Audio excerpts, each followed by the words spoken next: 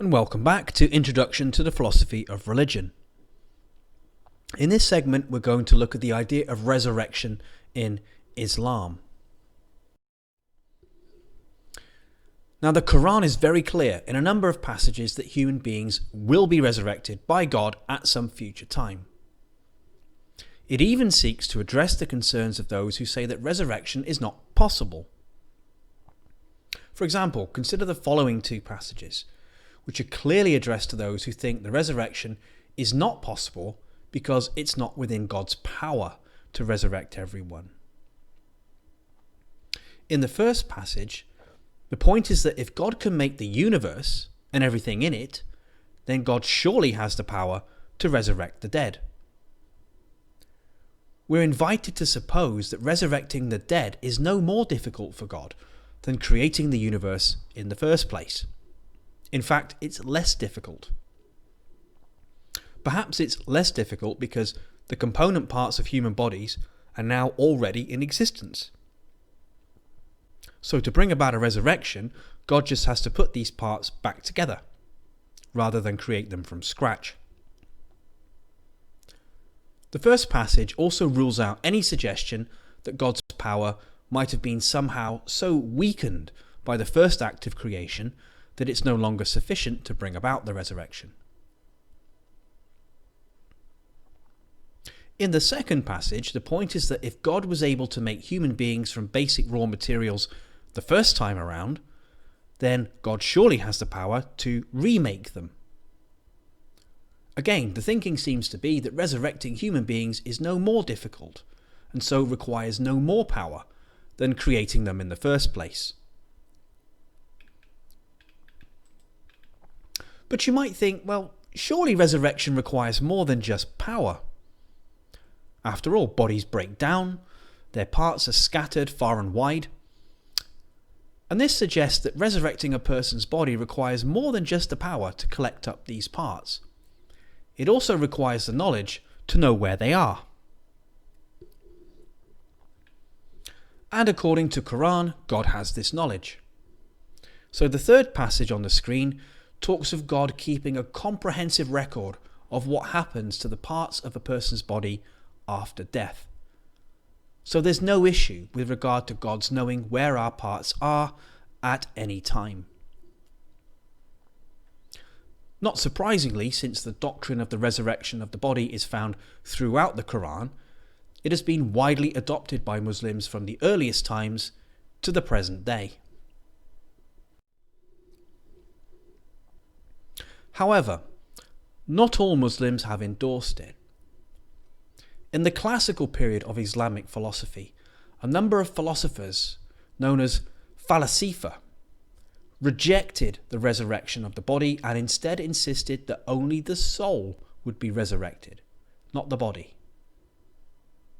Why did the falasifa say that?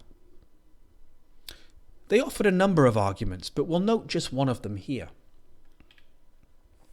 The falasifa argued that if there were a true resurrection, it would have to involve God retrieving the parts of each person's body and then reassembling them.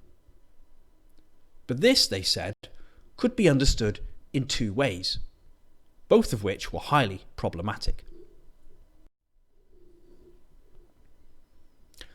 The first way of understanding resurrection, according to the falasifa, is to suppose that God retrieves all the parts of a person's body that it contained at the point of death. And then God reassembles these parts in precisely the same arrangement they had at that point. According to the falasifa, this means that a person who died with a missing leg or missing nose or ear would be resurrected in exactly the same form, without that leg or nose or ear. And this would be the case for everyone, whether they were good or bad. The state of the body as it was at death would be reproduced exactly. But that, said the falasifa, would be an extreme form of punishment, especially for those who were good and were destined to go to paradise. It would mean many people having to enter paradise old and creaky, and with parts of the body either not working or missing. And this, they said, would not be worthy of God at all.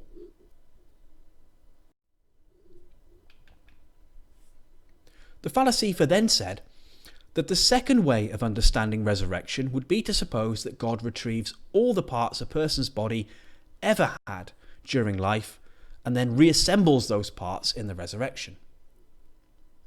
But this would be impossible, according to the falasifa, because of cannibalism. The key issue here is that if one person eats another, then some of the matter of the victim's body becomes part of the body of the cannibal. In the resurrection, this matter would therefore need to be given back to the victim and to the cannibal, because technically it belongs to both of them. But obviously this isn't possible. A particular bit of matter could go to the victim or to the cannibal, but not to both. And this isn't quite as bizarre a problem as you might think, because even for those of us who don't engage in cannibalism in the classic sense of eating the flesh of somebody else, well, even so, the parts of somebody else's body might still enter our own bodies just through the general circulation of matter. After all, the parts of a decomposing body may be absorbed into plants and animals, and if we then eat those plants and animals, then we'll end up with parts of another person's body inside our own.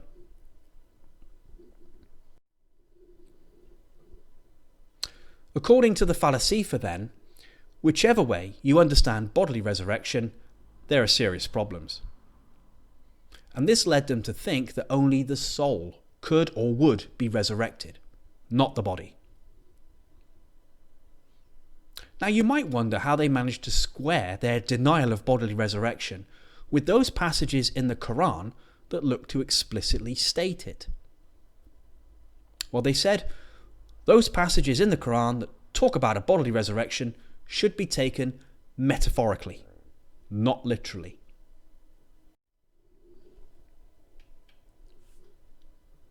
This denial of bodily resurrection by the falasifa was attacked by another Islamic philosopher called al-Ghazali. He argued that passages in the Quran should always be understood literally where possible. In his view, before interpreting any passage metaphorically, one should first demonstrate that its literal sense is impossible. In other words, to opt for a metaphorical interpretation of a passage, one would have to show that a literal interpretation describes something that is absolutely impossible. Now, in the case of those passages in the Quran that mention the resurrection of the body, al-Ghazali argued that what was being described was not impossible at all.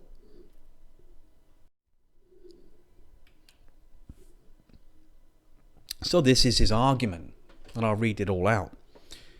He says, it is possible to effect resurrection by restoring the soul to a body, whether made of the same matter as the original one was, or made of the matter of any other body, or of a matter created for the first time.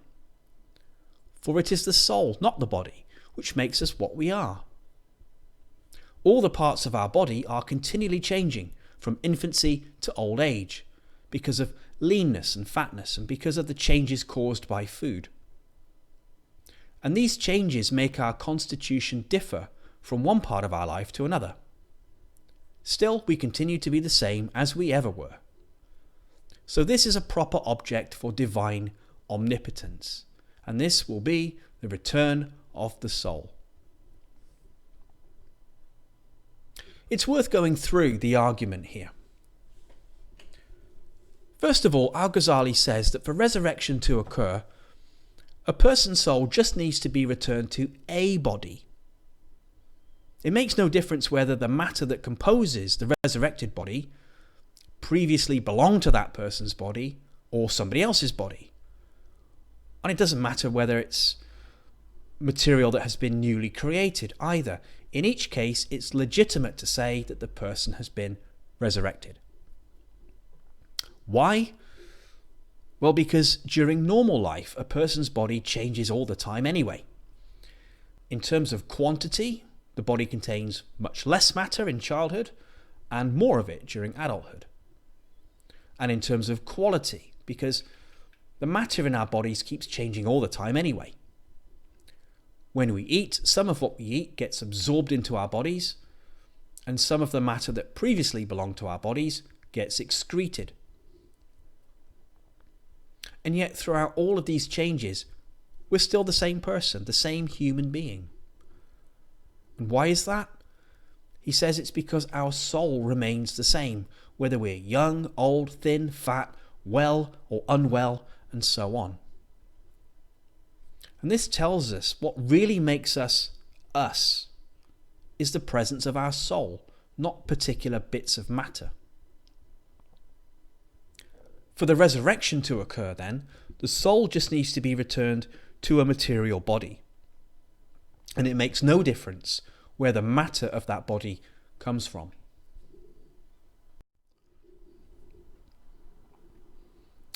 So let's see how this works against what the falasifa said about bodily resurrection. The falasifa said, if resurrection involves restoring the body exactly as it was at the point of death, we'd end up with some good people entering paradise with body parts missing, which is just obscene. To this, al-Ghazali says, well, resurrection doesn't involve this at all. All resurrected people will have a body, yes, but it doesn't have to be the body exactly as it was at the point of death. So there's no risk of good people entering paradise with incomplete bodies. Then the falasifa also said, well, if bodily resurrection involves gathering together all of the matter that a person's body ever possessed throughout life, then it's impossible because of cannibalism. And to this, al-Ghazali says, well, resurrection will not involve any disputes about the ownership of particular bits of matter, because our bodies can be resurrected with any matter, whether it once formed parts of our body or not. What really matters is the presence of our soul, as that is what makes us who we are. So, while the falasifa tried to show that a bodily resurrection wasn't possible, al-Ghazali insists that a bodily resurrection is in fact possible after all. And that means that those passages in the Quran that speak of a bodily resurrection should be taken literally, because what they describe is possible. If what they had described was impossible, then it would be acceptable to interpret them metaphorically, as the falasifa did.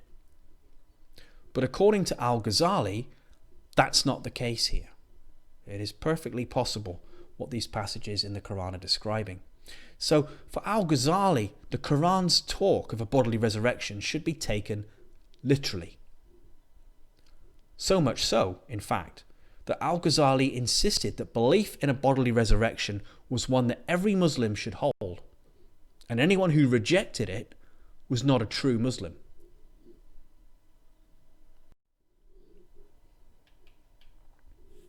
The belief in a bodily resurrection is now commonplace within Islam, though interestingly there are some Islamic sects that have and still do reject belief in resurrection and instead hold that humans will be reincarnated. Now this may seem surprising because reincarnation is most commonly associated with Eastern religions like Buddhism and Hinduism. It could also seem surprising because the Quran doesn't say anything particularly explicit about human reincarnation. But one passage from the Quran that is sometimes taken to gesture at reincarnation is this one. It says, how can you ignore God when you were lifeless and he gave you life? When he will cause you to die, then resurrect you to be returned to him. Now, on the reincarnationist reading of this passage, the word lifeless in fact means dead. That's what the reincarnationists say. Now, if that's right, the passage is suggesting that after death, which is preceded by life, we will be given life again and then die all over again, which seems to set us up for a cycle of reincarnation. But while a small number of thinkers have interpreted the passage in this way, as an endorsement of reincarnation, traditionally it has been understood in a different way. The reference to being lifeless is traditionally thought to refer to the state we were in before we even existed, rather than the state we are in after we die.